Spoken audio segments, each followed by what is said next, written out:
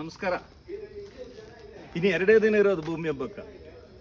ಬರೋ ಶನಿವಾರ ಅಂದರೆ ಜೂನ್ 8ನೇ ತಾರೀಕು ಬೆಳಿಗ್ಗೆ 10 ಗಂಟೆಯಿಂದ ಶುರುವಾಗಿ ಸಾಯಂಕಾಲ 7 ಗಂಟೆ ತನಕ ಭೂಮಿ ಹಬ್ಬ ನಡೆಯಲಿದೆ.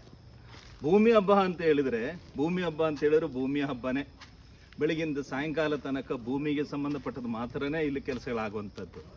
ಆವತ್ತು ಪರಿಸರ ದಿನಾಚರಣೆ ಇತ್ತು ನೋಡಿ, ಜೂನ್ 5ನೇ ತಾರೀಕು. ಆ ದಿನದ ಲೆಕ್ಕಕ್ಕೇನೆ ನಾವು ಈ ಕಾರ್ಯಕ್ರಮವನ್ನು ಮಾಡ್ತಾ ಇರತಕ್ಕಂಥದ್ದು. ಪರಿಸರ ಉಳಿಬೇಕು, ನಮ್ಮ ಮನುಷ್ಯರಿಗೆ ಒಂದು ಅಹಂಕಾರ ಇದೆ, ನಾವೇನೇ ಎಲ್ಲನೂ ಕೂಡ ಕಂಟ್ರೋಲ್ ಮಾಡೋದು ಅಂತೇಳಿ. ಅಲ್ಲ, ತಪ್ಪದು. ನಮ್ಮನ್ನು ಈ ಉಳಿದಿರ್ತಕ್ಕಂಥ ಪ್ರಾಣಿಗಳು, ಜೀವಗಳು ನಮ್ಮನ್ನು ರಕ್ಷಿಸ್ತಾ ಇದ್ದಾವೆ, ನಾವು ಅವರ ರಕ್ಷಣೆಯಲ್ಲಿ ಇಲ್ಲೇ ಇದ್ದೀವಿ. ಸೊ ಅದನ್ನು ನೆನಪು ಮಾಡಿಕೊಳ್ಳುವಂಥದ್ದು, ನಮ್ಮ ಕೆಲಸಗಳನ್ನು ಮಾಡ್ಕೊಂಡು ಹೋಗೋಕ್ಕೆ ಅವರು ನಮ್ಮ ಜೊತೆ ಇದ್ದಾರೆ ಅಂತ ಹೇಳುವಂಥದ್ದೇನೆ ಭೂಮಿ ಹಬ್ಬದ ಮುಖ್ಯ ಉದ್ದೇಶ. ಈ ಬಾರಿ ನಾವು ಭೂಮಿ ಹಬ್ಬಕ್ಕೆ ವಿಷಯನ ತಗೊಂಡಿರ್ತಕ್ಕಂಥದ್ದು ನೀರು.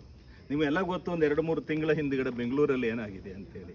ಬೆಂಗಳೂರಲ್ಲಿ ನಡೀತಾ ಇರತಕ್ಕಂಥ ನೀರಿನ ಕೊರತೆಯ ತೀವ್ರತೆಯನ್ನು ಜನರು ಅರ್ಥ ಮಾಡ್ಕೋಬೇಕು. ಆ ನೀರನ್ನು ಉಳಿಸೋಕ್ಕೆ, ಮಳೆ ನೀರನ್ನು ತಗೊಳ್ಳೋಕ್ಕೆ ಜನ ತಯಾರಾಗಬೇಕು. ಅದನ್ನು ಉಳಿಸ್ಕೊಂಡು ಕುಡಿಯೋ ನೀರಾಗಿ ಮತ್ತೊಂದಾಗಿ ಮಾಡಿ ನಮ್ಮ ಕುಡಿಯೋ ನೀರಿನ ಬಿಕ್ಕಟ್ಟನ್ನು ಕಡಿಮೆ ಮಾಡಬೇಕು ಅನ್ನೋದೇನೆ ಈ ಬಾರಿನ ವಿಷಯನ ತಗೊಂಡಿರ್ತಕ್ಕಂಥ. ಸಿಕ್ಕಾಪಟ್ಟ ಕಾರ್ಯಕ್ರಮಗಳು ಬೆಳಗಿಂದ ಸಾಯಂಕಾಲ ತನಕ.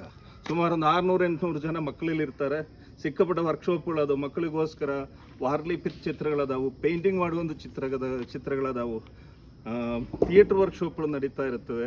ಕಾರ್ಯಕ್ರಮಗಳು ಬೇರೆ ಬೇರೆ ಅದಾವು. ಅದಲ್ಲದೆ ಬೆಳಗಿಂದ ಸಾಯಂಕಾಲ ತನಕ ಹಾಡು, ನಾಟಕಗಳು, ಕಾರ್ಯಕ್ರಮ ಒಂದು ಕಡೆ ಇದಾವು. ಶೀತಜಂತ ಜನ ಬಂದು ನಮ್ಮ ಜೊತೆಗೆ ಚರ್ಚೆಗಳಿಗೆ ತಯಾರಾಗ್ತಾ ಇದ್ದಾರೆ. ಒಟ್ಟು ನೀರಿನ ಸಮಸ್ಯೆಗಳೇನೇನದ್ರ ಬಗ್ಗೆ ನಮ್ಮಲ್ಲಿ ಡಿಸ್ಕಷನ್ಸ್ ನಡೀತಾ ಇದ್ದಾವೆ.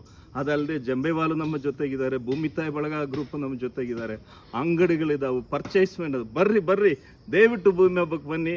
ಜೂನ್ 8ನೇ ತಾರೀಕು ಬೆಳಿಗ್ಗೆ 10 ಗಂಟೆಗೆ ಎಲ್ಲರೂ ನೋಡ್ತೀವಿ. ನಮಸ್ಕಾರ.